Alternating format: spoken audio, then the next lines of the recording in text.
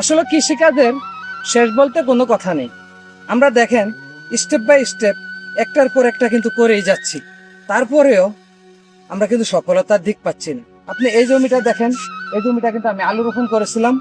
আলু রোপণ করার পরে সাথী ফসল হিসাবে কিন্তু ভুট্টা দিয়েছিলাম, এবং এই সাথী ফসলের ফাঁকে আবার কিছু খিরা গাছ রোপণ করেছিলাম। এই যে শশা গাছ, খিরা গাছ রোপণ করেছিলাম। এরপর খিরাগুলা কিন্তু শেষ হয়ে গেছে। এখন এই যে লতাগুলা কিন্তু উঠিয়া ফেলাইতে আছি। উঠিয়া এটার মধ্যে এই যে দেখেন জমিটা খালি হইতেছে, এই জায়গার মধ্যে কিন্তু আবার আমরা লাকড়ির জন্য দইনসা বুনা দেবো।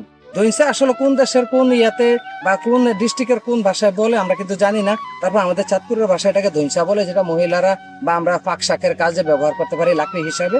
দেখেন, তাহলে আমরা যে কাজ করি একের পর একের আসলে ইঞ্জিনিয়ার হলেই কিন্তু পড়ালেখা করে কিন্তু সে ইঞ্জিনিয়ার। আমরা কিন্তু বাস্তব ইঞ্জিনিয়ার। কিরকম পরিস্থিতিতে তাৎক্ষণিক, যেটাকে বলা হয় কমন সেন্স বা তাৎক্ষণিক বুদ্ধি, আমরা কিন্তু এই জিনিসটা ব্যবহার করতে আসি। এই দেখেন খিরা গাছগুলো উড়িয়ে ফেললাম, আপনাদেরকে দেখাইলাম। সবকিছুই আমরা কিন্তু কৃষিকাজের মধ্যেই পড়ে আমরা করি।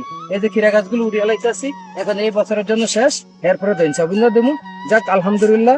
কৃষিকাজের আসলে কতটা কষ্ট, কতটা পরিশ্রম একের পর এক বুদ্ধি খাটিয়ে মেধা খাটিয়ে করতে হয়, এই জিনিসটা আসলে সবাই বুঝে না। সবাই খালি ইঞ্জিনিয়ার হয়, অমুক হয়, সমক হয়, কিন্তু আসলে বড় ইঞ্জিনিয়ার কিন্তু একজন দেশের কৃষক। এটা কিন্তু আপনাদেরকে মানতেই হবে। আমি সঠিক বললাম কিনা অবশ্যই কমেন্টস করে জানিয়ে দেবেন। ভালো থাকবেন। আসসালামু আলাইকুম।